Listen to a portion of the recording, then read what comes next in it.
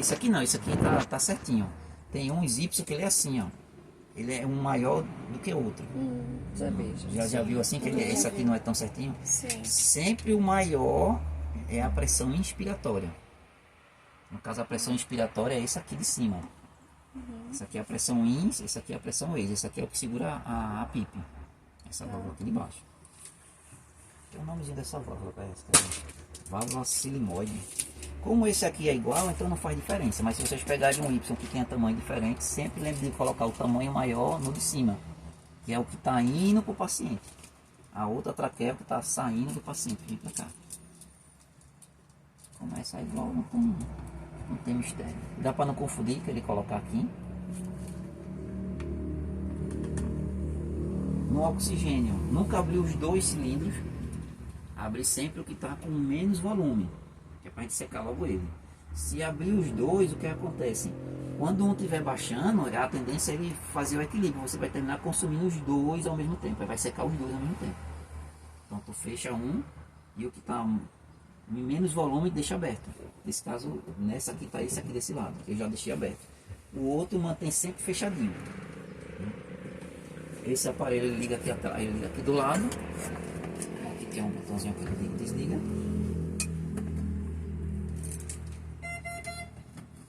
E aí ele vai perguntar pra gente quem é o nosso paciente. Que o que a gente vai tentar simular hoje é justamente o neonato, né? Aqui tem neonato, pediátrico e adulto. A gente seleciona aqui o neonato, me dá uma luva aí, né? O quê? Uma luva. E aí, para qualquer um dos pacientes, ele já tem uma pré-programação. Só que isso aí é uma coisa que é padrão, né? Vai ter pacientes, por exemplo, com exacerbação de asma, é um modo ventilatório. Vai ter um paciente em PCR, é um outro modo ventilatório. Vai ter um paciente com um edema agudo de pulmão, é um outro modo ventilatório. Mas aqui eu tenho um parâmetro mínimo, por exemplo, mínimo para qualquer uma coisa. Talvez isso aqui não atenda à necessidade do paciente. É bom a gente saber da clínica, né? Fazer a ausculta, ver o peso da criança, tem que ser tudo em relação a peso. O cadeadinho está aberto, significa que a gente pode mexer em qualquer parâmetro. Aqui, naquele outro respirador, ele dá um traçadozinho melhor. Mas aqui é o seguinte, aqui eu tenho uma pressão, que essa pressão aqui é o que está programado, de acordo com a pressão de oxigênio. Então, quando ele atinge aqui é o pico máximo, né? Então veja que ele está variando aqui, ó, entre 6, chegou até um 8 ali, mais ou menos. Então, quando ele chega aqui em cima desse pico, significa que o tórax do paciente está cheio. Encheu. Isso significa agora que ele vai soltar esse oxigênio. Na hora que isso aqui começa a ficar negativo, significa que ocorreu a troca gasosa. Ou seja, já foi feita a troca do O2 pelo CO2.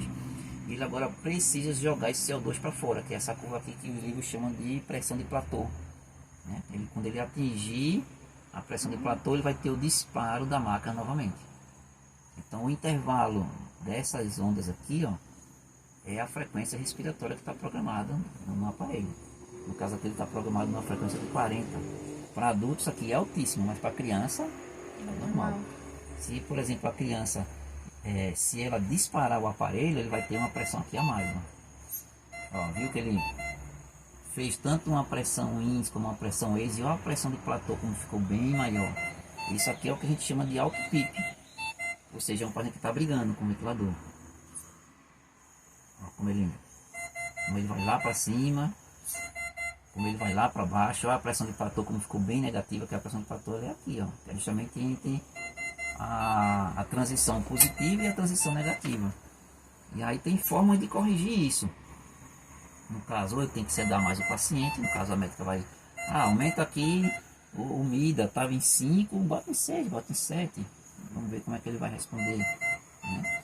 Ou então, já que a pressão de platô ficou muito negativa, eu vou ter que diminuir a frequência respiratória, que é para deixar isso aqui mais espaço, que é para dar tempo a pressão todinha subir. Ou aumentar um pouquinho a PIP, já que está em 5, essa PIP ela pode chegar até em 8, né? De 3 a 8. Para transporte é bem mais seguro a gente colocar sempre os parâmetros mínimos. Se eu tenho uma PIP que ela vai de 3 a 8, eu vou...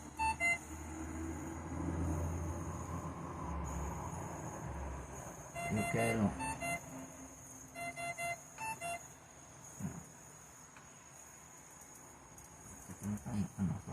tocar aqui. Então eu vou transportar minha paciente numa PIP de 3 e vou ver o que é que ela responde no oxímetro. Ah, mas respondeu bem no oxímetro, então deixa em 3, não precisa estar levando para 5. Porque diminui o risco de balotrauma, né? Fazer não sei o que, hipertensivo. Pneumotórax hipertensivo, né? Porque vai estar uma pressão muito grande. Agora, lógico, eu baixei para 3, a saturação caiu, aí não dá, né? Para aumentar a saturação do paciente no ventilador, primeiro é a FiDO2. Né? Pegar a FiDO2 e colocar sempre no valor mais alto. Onde é que está aqui a FiDO2? Ela está aqui, ela está em 40. Então, primeira opção, o paciente saturou baixo, vamos lá, vamos colocar em 100. A FiDO2 a gente sempre começa com 100. Por quê? Porque é melhor eu começar com o maior e ir fazendo o desmame do que eu começar com o menor e tentar corrigir isso. Eu coloco uma FiDO2 de 40, foi do que estava aqui. Mas aí meus pacientes estão saturando 88. Aí eu espero uns 5 minutinhos. Ah, 40 tá pouco, vamos colocar para 50. Aí ele sai de 88 e vai para 90, mas 90 ainda é baixo. Mas já esperei mais 5 minutinhos, já são 10. Aí eu vou agora para, sei lá, enfim, eu estou aumentando e eu fiquei aí em torno de 10 a 15 a 20 minutos tentando chegar numa FiDO2 que seja compatível para o paciente. Mas aí eu deixei esse tempo um paciente em hipóxia. Então é melhor eu já começar em 100. A saturação dele, se ele responder bem, vai lá dando 100 a saturação. Aí o que é que tu faz agora? Vai diminuindo. Até chegar ali nos parâmetros entre 96, 97, 96 e 50 foi bom para ele. Se eu botar para 45, ele já baixa disso. Então o limite dele é ali 50. Ele está saturando bem. Mantenha assim. Então a primeira opção para corrigir uma hipoxemia é aumentar a FiDO2. Ah, mas a FiDO2 já está em 100 e o meu paciente está saturando 80. O que é que eu posso fazer? Aí tem agora mais duas opções. Ou eu aumentar a frequência, que é um risco para a gente, porque a gente não tem o gás. Eu não sei se ele está fazendo acidose, não sei se ele está fazendo alcalose, não sei se é metabólico, não sei se é respiratório.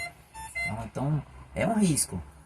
Mas é uma outra opção também. Chegar aqui e aumentar, vou aumentar para 50, vou dar mais 10 movimentos para ele, vou dar mais 10 incursão de oxigênio. Talvez ele responda a isso.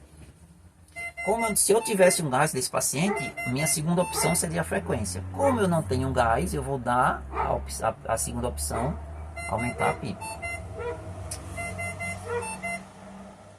Então se eu venho aqui e eu sei que o mínimo dela é 3 e no máximo é 8, vamos dobrar isso aqui, então vamos colocar em 6. Nem estou no máximo, mas também não estou no mínimo. E vou esperar ver que essa saturação subiu. A saturação não subiu, agora não tem outra coisa a não ser aumentar a frequência. Aí eu vou aumentar o disparo do ventilador. Vou aumentar o disparo do ventilador. Ele está marcando aqui 40 movimentos por minuto. Pressão baixa, low press, pressão baixa.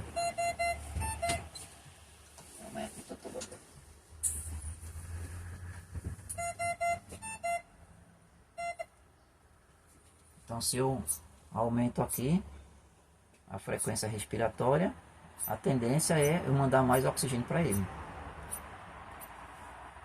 Então são as formas de a gente corrigir uma hipoxemia. Fora isso, doutora, a gente só consegue agora responder mais alguma coisa de acordo com a gasometria. A gente não tem muito o que fazer. Eu não sei por que esses...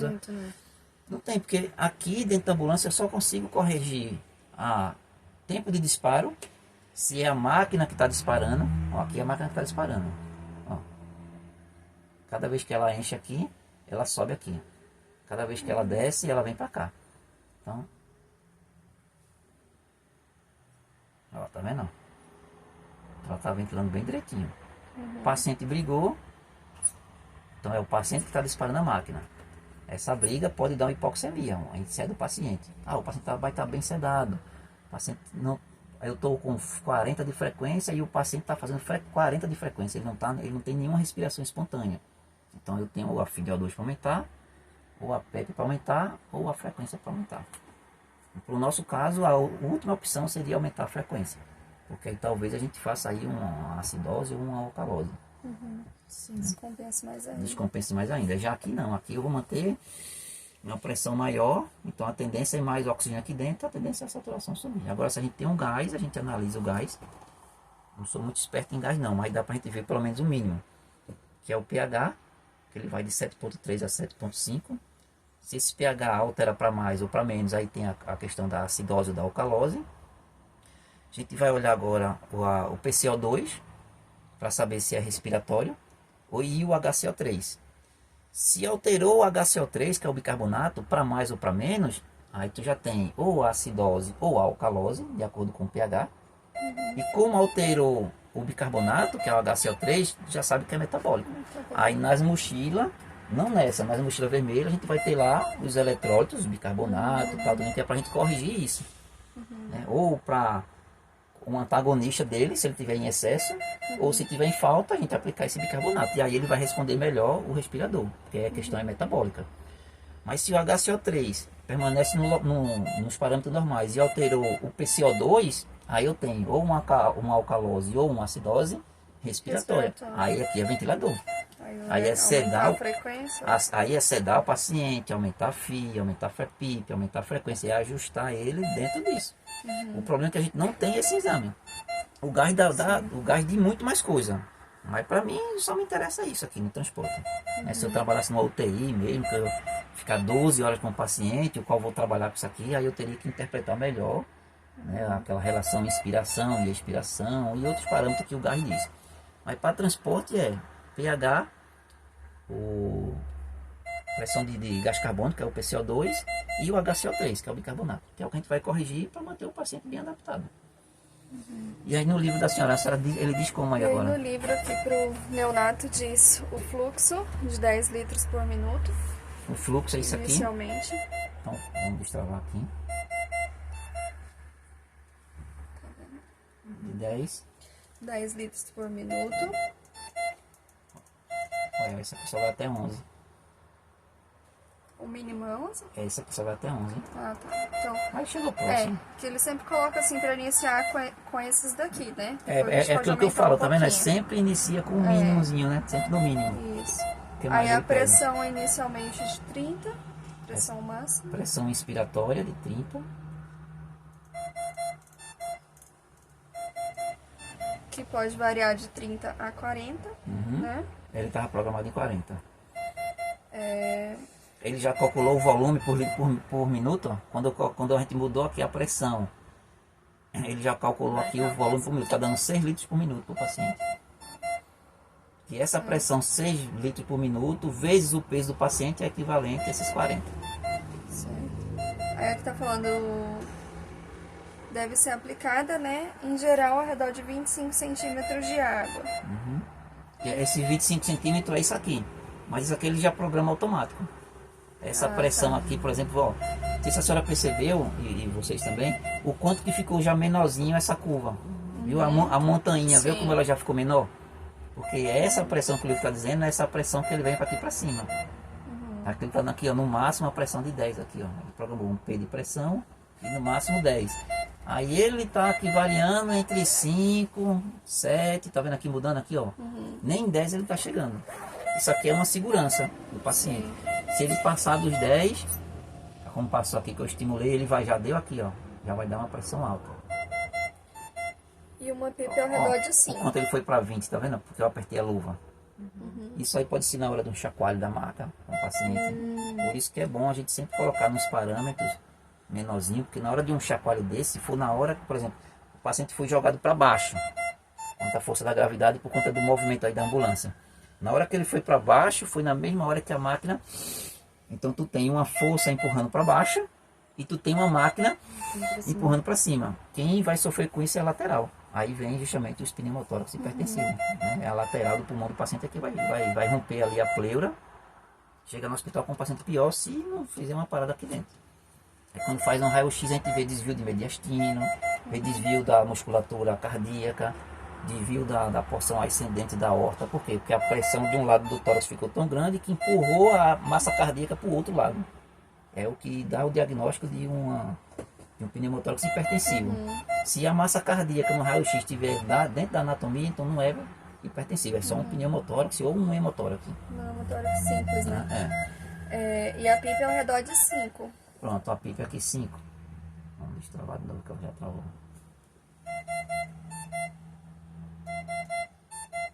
E E uma frequência de 40 a 60, inicialmente 40 mesmo. Pronto, já tá está aqui a frequência 40. Então esse aqui Isso. seria o nosso modo ventilatório.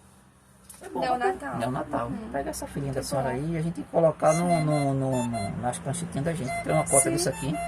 Ou tirar uma foto disso daí, né? Tá bem regulado já. Mas se eu tirar isso aqui e colar nas pastinhas da gente, já é uma Fica